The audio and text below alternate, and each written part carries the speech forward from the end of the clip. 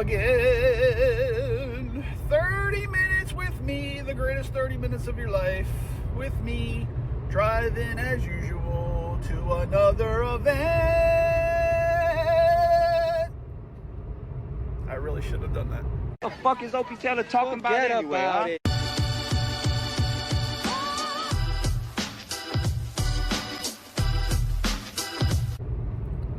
huh?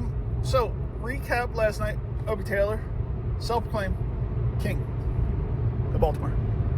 Coming to you live and in stereo on another 30 minutes with me as I drive, navigating through the world. I got two things to tell you real quick. And it'll probably turn into about 100 things because that's the way it is. Real quickly, recap from yesterday. I had a 7 o'clock thing over at the Public Works Experience down at the it's at the end of 83 in the Pier 6 parking lot. There's a Public Works building. Oh, it's a ambulance, and I don't know who they are. Ambulance, where's the ambulance? Get the man an ambulance. I forgot where I was going. I gotta get off the next exit. So I went there for there was a group. There's a thing that they call No Water, No Beer, and it's like one of their monthly events that they get together and just have a chit chat about like the bay, anything affecting like the Chesapeake Bay, the water, Public Works, stuff like that. And I've been to a couple, so I'm starting to see a cool pattern. It's fine. There's a really cool doctor speaking about the blue crab, which was a lot of fun. It was billed as 5:30 to 7.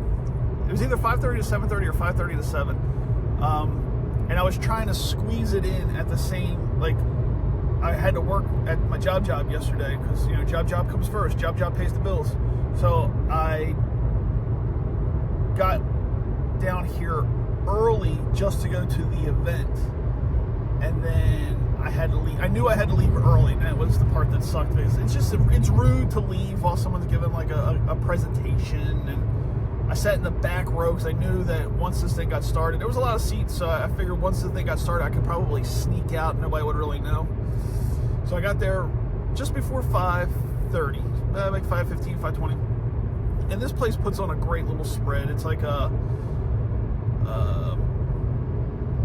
it's like, I want to say like a meeting hall, but it's not like a meeting hall. It's kind of hard to explain. It's like you walk through the front doors. There's like this little cashier booth over on the left-hand side where you can buy tchotchkes and trinkets of the work experience, Public Works Experience items, and I have purchased them. They have a really cool set of magnets that I had to buy because as soon as I saw them, I was like, oh, gotta get it.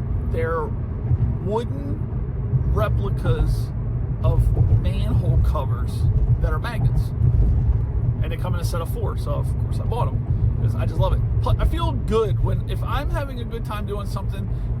I feel really good purchasing things to help if it helps benefit them. So I enjoy that kind of stuff. So I got those magnets. They're on my refrigerator. They're pretty cool. Each one of them are different, so it's wild. I'll have to take a picture of them and show you. So I get to the thing. They also had a local beer company do a little bit of a sponsorship thing there. I think, I want to say this, I'm doing this from memory. I have it written down, but I think it was called Checker Post Brewing, I believe. If I get it wrong, I'll correct myself in another video. But the girl that was there was like their communications person. She did this really cool little 5-minute talk about the water of Baltimore and how it's good for brewing beer and what beer you should use for steaming crabs. And I just thought that was really wild. That is not what I was expecting from a beer company. So that was a lot of fun. And the beer that they served, there's 2 different kinds. I have a picture of the beer that I drank. Just their local brew. Very good. I'm going to reach out to them, see if I can swing by and say hello. And then they also had pizza, which is now my new favorite. The thing that, okay, so the pizza is from Underground Pizza, which I have never heard of before, but I tried to stay away from the pizza game only because that had Dave Portnoy. You're not allowed to do like food reviews because you're constantly compared to Dave Portnoy, and he really ruined it for the pizza game because we have a lot of pizza places here in Baltimore. So the Goldfish, as clever as we are, we put our noggins together and we said, what else can we do the best of? And that's when we came up with the wings. We want to go find the best wings in Baltimore. And we believe we have it, but we're still, you know, any place that serves wings, we get them and we test them out. But so I don't know, 3 months ago I was at my first ever public work experience lecture, I guess that's what we can call it, and it was a lot of fun. And they were serving this pizza, and the pizza came from Underground Pizza. I fell in love with it right away. I don't know if you've ever had Underground Pizza. It comes in a rectangular box. I think it's 8 slices squared, which is good. And they're thick and they're delicious. And it's probably one of the best pizzas I've ever had. And pizza is my kryptonite. I can go to a steakhouse and eat till I'm ready to explode. Someone throws a pizza in front of me, I will eat a slice of pizza. It's just, I love pizza. So of course I had a slice of pizza. I had this local brew. Everything was lit. The actual person that was doing the lecture didn't start until like 6:15. And now at 6:15, I'm starting to look at the clock, right? Because I got to leave. Job starts at 7:30. And I'm about, at the end of 83 to my job is roughly, on a good day, 10-minute drive at best. It's just a lot of traffic lights. And at that time of the day, it's a lot of congestion. So, like I said, okay, 6:45, I have to leave. 6:45, I have to leave. Then 6:45 came on, like 6:50, I'm out the door. And then 6:50 came and went. And I'm like, all right, 6:55, I am walking out the door. I have to leave. I have to get to work. I can't be late for this. So I sneak out of my chair. I walk up to the director of the public works. She was so much fun to talk to. I just tap her on the shoulder. I'm like, I have to leave. I'm so sorry. And she's like, that's fine. So I go to the door. I open it real quietly because this guy's going to a lecture. And for the little bit of time that he was there, I was very fascinated. I want to see if I can reach out to maybe see if he has his lecture on either YouTube, or if we can possibly do a podcast with him like we did with Dr. Veronica. I'm currently cutting through the city looking for St. Paul Street. I'm at Huntington, so we're just a couple more streets away. But yeah, so that was a lot of fun. And what was cool about right before the thing started was that we were all chit-chatting. Just basic conversation. And it was real funny how my experiences with the events that I was doing at the public works has led me down the path that I'm at now. And it was just really cool how you can literally, it's like an onion, layers of an onion. You pull this layer back and you get another piece, you get another piece, you get another piece. And so far they're all linking together. And it got me to thinking, like, I feel like I'm doing a podcast on like the health of the Chesapeake Bay, because it started out with the oyster thing a few months ago, and then it led to the blue, what is that thing called? Striped bass. And then now we're talking about crab, and it's all about the health of the bay and how important the Chesapeake Bay is, not only to us, but as economically, but to the rest of the country. So I thought that was really wild, and I'm really happy with it. So I'm looking forward to reaching out to this doctor and seeing if he'll chat with me.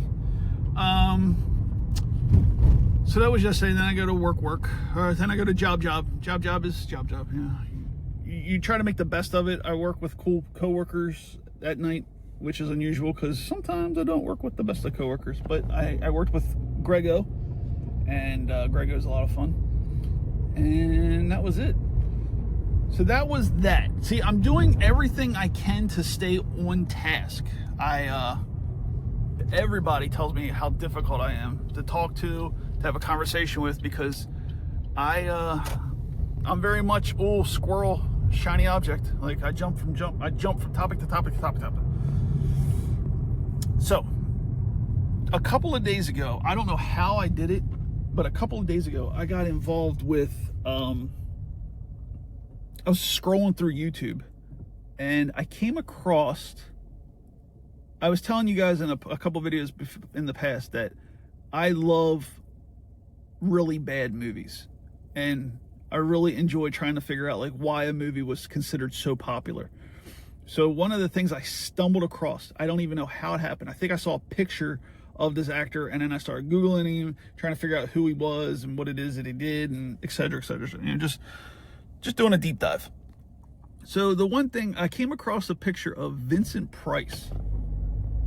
And a cool thing about Vincent Price was I only know him from the Michael Jackson stuff, and he was always seemed like to be the guy for horror movies, and because he has that really unique, distinct voice and his mannerisms and everything. Well, to find out, he's been in I'm gonna bleep this out, a ton of movies, right? Oh, I'm here already. Oh, cool, I'm here, woohoo! And I got front row parking. Let's see if I can parallel park. Well, not parallel park. Back it in. Pack it in. Pack it up. Pack it in. Let me begin. I came to win. Battle me. That's a sin. And then touchdown. Anyway, I'm literally right out front. This is so cool. So, anywho, I saw a picture of Vincent Price, right? So I'm like, and right on the YouTube page, I guess it was like a short, and so right above the short was a movie poster of Vincent Price in a movie. So I was like, well, I have to watch it. I'm not lying to you, I have seen some bad movies in my day. This was one of the worst movies I have ever seen, which I watched from beginning to end. It was black and white. I think it was in the 50s. I'll have to get more, I'll find the actual cover of it and I'll put it in another video. But this movie was so bad. And I think it goes by two different names. I think I saw it as something called The Bat. I think it was, but there was another title, or maybe I'm getting two shows mixed up. Anyway, the acting was atrocious. I can't really get into like the cinematography of it because it was what it was at that time, but literally the acting was just god awful, and the story itself was really bad. But that ripple effect just took me to the next Vincent Price movie, which took me to the next Vincent Price movie, and there's like you could see a pattern happening, and they're getting better as the movies progress. He gets better as an actor, but Jesus, there were some horrible movies, and I have to watch them. I love them to death. This last one, I think it was called The House on Haunted Hill, or The Haunted House on the Hill, or something along that lines. They actually use a skeleton puppet. It's pretty bad. I encourage you to watch it if you like that kind of stuff, because it is a lot of fun. It's not by any means scary. I don't know if it was considered scary at the time, but definitely not in today's world. That was it wasn't even comical. It's just I felt numb just from watching it. So anyway, so that was that. Tonight I work with Eduardo, and we'll see how that goes. That's a coin flip. It's either going to be a great night or it's not going to be a great night. That's a coin flip, so we'll see how that goes. I'm currently sitting out front of a library, and I was doing some history follow-up on this. This is one of the Enoch Pratt libraries. From how if I remember this correctly, I believe there are either 7 or 9 Enoch Pratt libraries throughout the entire city of Baltimore, and this is one of them. And I think this is the one that I think I skimmed the article. I didn't really deep dive into it, but I think this is the one that has the most issues. I think as far as financial, I think this is the one where the city came together, like it was closed for a while, and the city came together to try to like reopen it. I think that's where I am. There's this one again. I think there's either 7 or 9 of them. Anyway, I sound like an idiot, but this is the monthly Baltimore City Historical Society meeting that I've been coming to since this year. So the first meeting was in February of 2026. And I had the greatest time. I learned about the hidden streams of Baltimore. Great presentation. This guy really put a lot of work into it. It was fascinating. It's really cool when someone's younger than you and they accomplish so much more than you in such a short amount of time. During COVID, this guy was able to get a city-run event during COVID, and he's younger than I am. And I mean, I'm 27, so I mean, but yeah, I'll deep dive it deeper into his story in an actual podcast, because I brought Jake with me that time, because it's just when you read the title, The Hidden Streams of Baltimore, and they give like a very small blurb about it, like this is so-and-so and this is what he did, and follow him on this social media. So I was like, all right, cool. It was free to come, and Jake and I both had off that night, so we came on just a whim, really. And holy hell, I am addicted to this place. I've been reaching out to that presenter for months, trying to get him to talk to me so I can further understand his project. And there's a project that he's doing. If I remember correctly, there's a major project that he's working on that deals with 83. And I think it'd be fun to not only hear the story, but to help push the story, because I'm pretty sure not a lot of people know about what it is that he's doing. These events, the people that go to these events, it's a very small clique of people that it's a big deal to them, but to the rest of the world, no one knows about it. And especially as tight as Baltimore is, and if this thing is true about what they're saying about 83, that it would affect a lot of people. So like, I feel like that's a story that should get out. So, but I mean, I sent that guy at least 4 emails just to get any type of response. The first 2 responses I've gotten back so far are just, I'm busy, check back in a few months, right? That's what I normally get. And it's more of an automatic generated response email. So, but it doesn't stop me from trying, because I really want to get into the bottom. I really want to hear his project and then the new project that's coming up. So anyway, I'm here at the Baltimore City Historical Society meeting. Starts at 7:30. This is so much fun. It definitely took me by surprise. The first time I came, in my head when I heard about this, I was like, oh, it's probably gonna be a room full of like old dudes just talking about the way things used to be, like just old storytellers. How I couldn't be further from the truth. First of all, the place is packed almost every single month from people from all over the community, which is great. And there's such a diverse age bracket. It goes literally from teenagers all the way to senior citizen. And I'm surprised every time I come here. I just sit there and I look around, because I always sit way in the back. I don't want to take up any extra space. I don't want to get in anyone's way. I listen to the event and then I leave. I'm not part of any like social groups. No one knows me. I don't know anybody. That's fine. But yeah, so I'm here for the night's meeting. And from here, I chose to pick up a shift at work for a coworker, which worked out in such good favor for me, not just so much for the extra money, but for the fact that I have something to do now. Instead of just driving to Baltimore for a 2-hour meeting and then leaving and then having nothing else to do tonight, I can now at least just go to work and hang out for a little while. So that's cool. But I think what I'm going to do is I'm going to end this now, go to the meeting, and then after the meeting, I'll record myself going to work and then give you like a dissertation about what happened during the meeting. it's just a lot of fun. I'm down here on St. Paul Street, and yeah, so I will chime back in about 2 hours. So, as always, like, follow, subscribe. And in case I didn't mention it, this is 30 Minutes with me, Opie Taylor, your pilot through life. Follow Argue and Goldfish on everything, social media, Facebooks, TikToks, Instagrams. We have to get a MySpace just because it's funny. YouTube and all the streaming platforms, the Spotify's, the iHeartRadios, the Amazon, the Apple, the whole kit and caboodle. So I don't know what time it is because I'm using my phone. And I will see you guys soon.